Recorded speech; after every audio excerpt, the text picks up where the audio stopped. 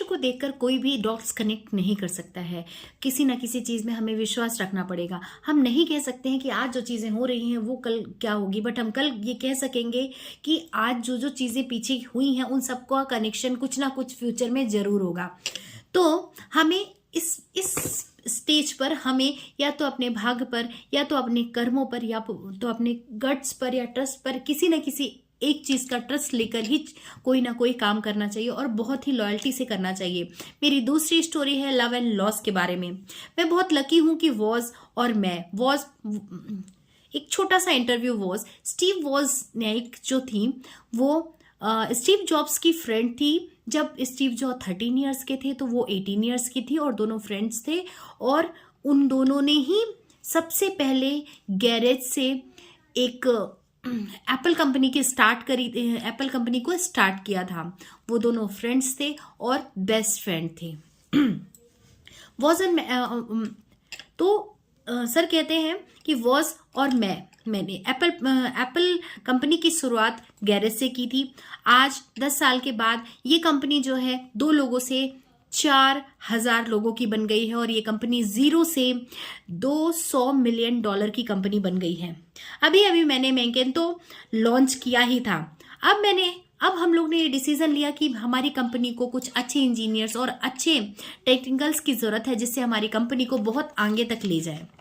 1 साल सब कुछ बहुत अच्छा चला, बट उसके बाद कुछ डिसीजन लेने में प्रॉब्लम्स आने लगी और मेरे साथ जो जुड़े थे नए मेंबर जुड़े थे वो उनके और मेरे विचारों में थोड़ा डिफरेंस आने लगा और वो बोर्ड ऑफ डायरेक्टर से मिलकर मेरे को कंपनी से निकाल दिया। आप सही सोच रहे हैं। आप जो सोच रहे हैं कि मुझे बहुत बुरा लगा था, मैं बहुत टूट गया था, ऐसा नहीं है। मुझे हाँ बुरा लगा था, बट उस टाइम पे मैं कुछ डिफरेंट ही फील कर रहा था। मुझे बहुत हल्का फील हो रहा था।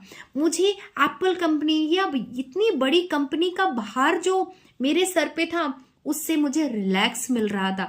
मैं अपने आप को बहुत विग्नर फील कर रहा था।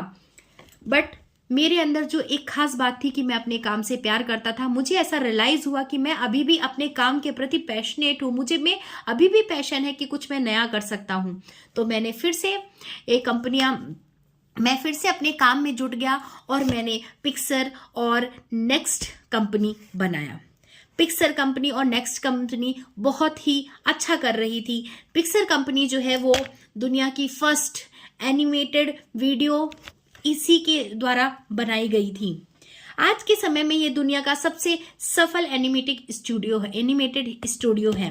एप्पल ने नेक्स्ट का इतना काम और सक्सेसफुल देख के एप्पल ने नेक्स्ट को खरीद लिया। इस तरह मेरी एप्पल कंपनी में फिर से वापसी हो गई।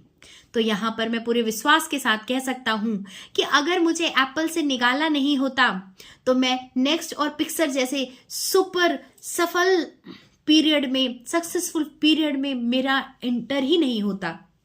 मैं इतने बड़े काम एप्पल से निकालना मेरे लिए मेरी लाइफ का सबसे बेस्ट चीज था।